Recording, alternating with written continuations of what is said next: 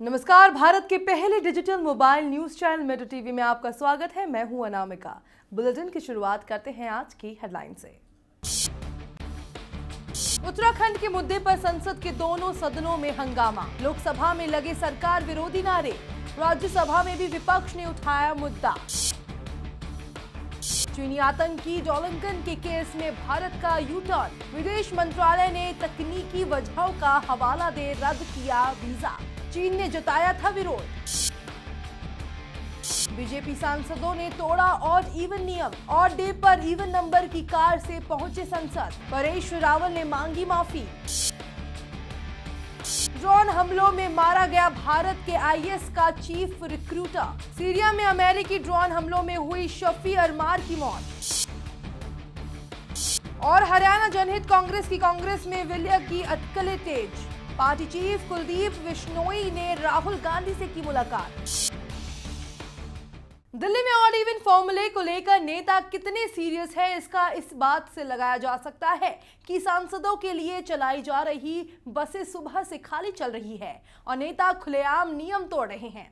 BJP सांसद परेश रावल, करनाल से सांसद अश्विनी चोपड़ा और सांसद राजेंद्र अग्रवाल भी इवन नंबर की कार से ही संसद पहुंचे। बीजेपी सांसद और अभिनेता परेश रावल ने नियम तोड़ने को लेकर माफी मांगी। उन्होंने ट्वीट करके कहा, मुझसे एक बड़ी भूल हुई, संसद आने के लिए मैंने गलत कार चुनी। केजरीवाल जी और दिल्ली के लोगों से माफी। दूसरी ओर बीजेपी सांसद रजन भट्ट और हरिओम सिंह राठौर ने डीसीसी की ओर से चलाई गई विशेष बस में सफर किया और संसद पहुंचे। सोमवार को संसद में बजट सत्र शुरू होते ही दोनों सदनों में उत्तराखंड के मुद्दे पर हंगामा हुआ। लोकसभा में कांग्रेस सांसद वेल में पहुंच गए तो विपक्ष के नेता मल्लिकार्जुन खड़गे स्पीकर के पास जाकर बैठ गए। वहीं राज्यसभा में भी कांग्रेसी सांसदों ने उत्तराखंड का मुद्दा उठाया। उत्तराखंड पर चर्चा की मांग कर रहे विपक्षी सांसदों ने लोकसभा में केंद्र सरकार होश में आओ के भी नारे लगाए। हंगामे के बाद सदन को 2 बजे तक के लिए स्थगित कर दिया। इससे पहले संसद की कार्रवाई शुरू होने से पहले प्रधानमंत्री नरेंद्र मोदी ने विपक्ष से सहयोग की अपील की। संसद का महत्वपूर्ण सत्र अपने अंतिम दौर के लिए आज आरंभ हो रहा है। मुख्यतः तो वित्तीय विषय रहते हैं।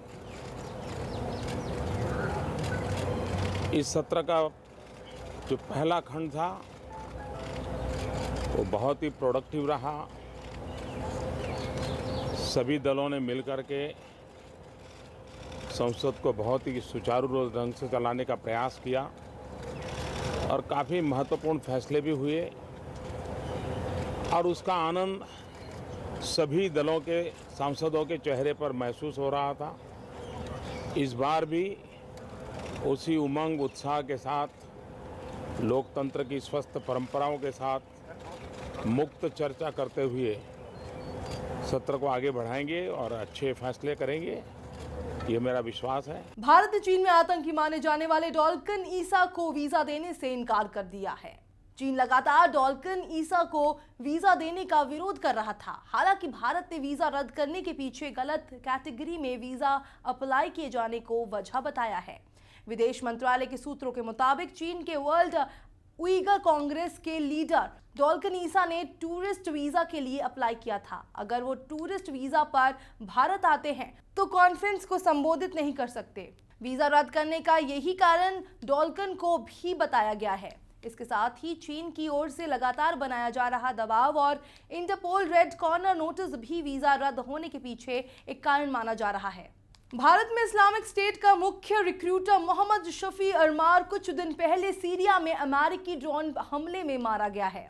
सूत्रों ने इसका दावा किया है।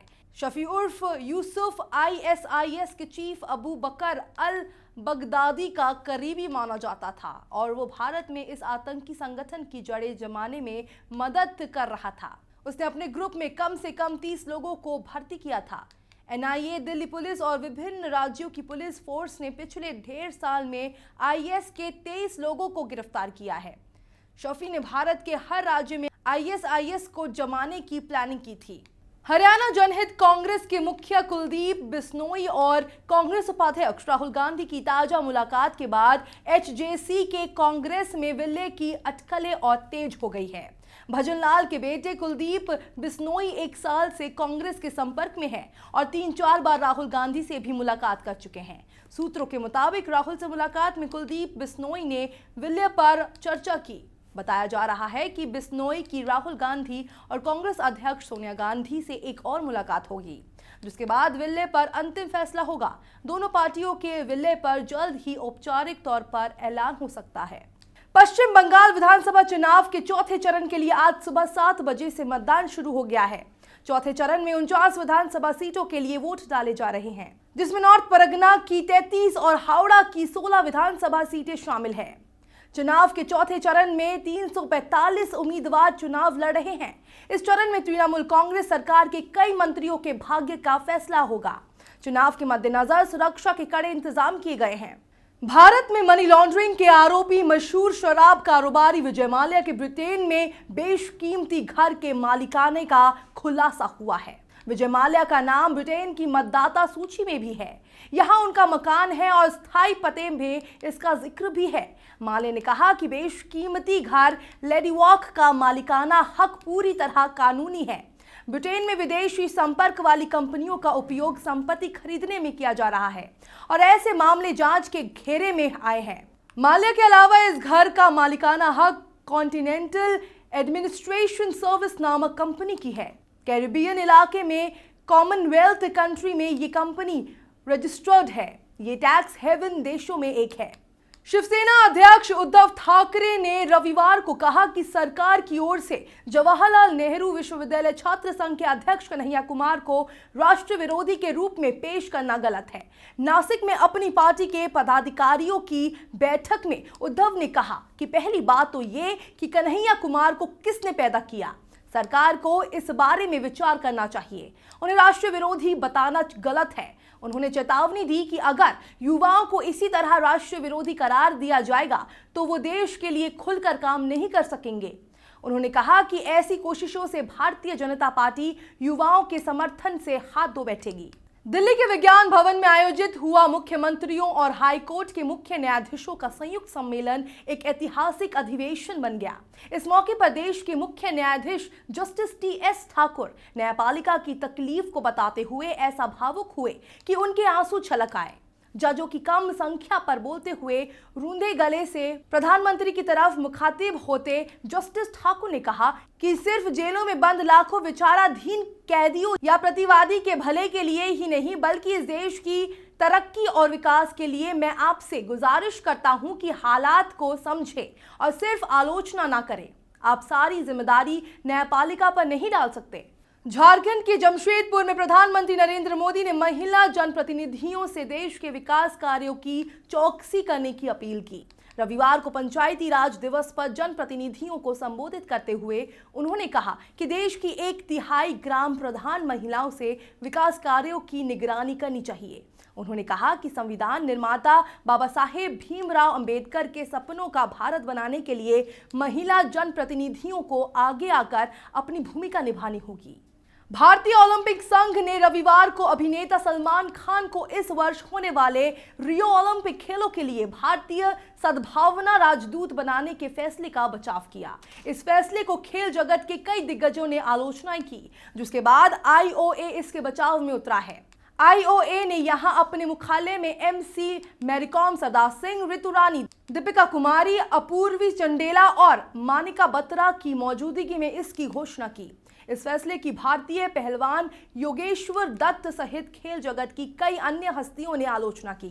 संघ के अधिकारियों के अनुसार सलमान को भारतीय सद्भावना राजदूत के रूप में शामिल करना देश में ओलंपिक खेलों की ओर अधिक से अधिक लोगों का ध्यान केंद्रित करने से संबंधित है।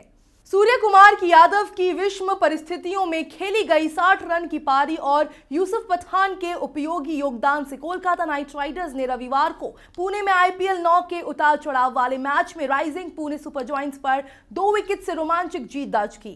आखिरी क्षणों में हालांकि मैच काफी रोमांचक बन गया था, लेकिन ऐसे समय में आंद्रे रसेल और सतीश और उमेश यादव के छक्कों ने KKR की जीत सुनिश्चित की। इससे पहले पुणे सुपर जॉयंट्स की ओर से अजिंक्य रहाणे ने अपनी अच्छी फॉर्म बरकरार रखी तथा 52 गेंदों पर 67 रन की पारी खेली। पुणे ने KKR के सामने जीत के लिए 161 रनों का लक्ष्य रखा था। गुजरात लायंस ने रॉयल चैलेंजर्स बैंगलोर टीम को 6 विकेट से हरा दिया। बैंगलोर ने जीत के लिए गुजरात लायंस के सामने 181 रनों का लक्ष्य रखा था, जिसे उसने 19.3 ओवरों में 4 विकेट गंवाकर हासिल कर लिया। IPL के इतिहास में पहला शतक लगाने वाले विराट कोहली का शतक बेकार गया। 180 रन बनाने के बावजूद उनके गेंदबाज इस लक्ष्य को बचा नहीं सके। गुजरात की तरफ से सबसे ज्यादा रन दिनेश कार्तिक ने बनाए, वो 50 रन बनाकर नाबाद लौटे। इससे पहले टॉस जीतकर पहले खेलने उतरी बैंगलोर की टीम ने 2 विकेट खोकर अपने निर्धारित 20 ओवरों में 180 रन बनाए। कप्तान विराट कोहली ने पारी की आखिरी गेंद पर चौका लगाकर शतक लगाया। कोहली 63 गेंदों में 100 रन बनाकर नाबाद लौटे। खबरों के सफर में फिलहाल इतना ही। देश दुनिया की पल पल की खबरें हम आप तक पहुंचाएंगे एक नए अंदाज में आपके मोबाइल फोन के माध्यम से। तो आप जुड़े रहिए मेट्रो टीवी से। तब तक के लिए नमस्कार।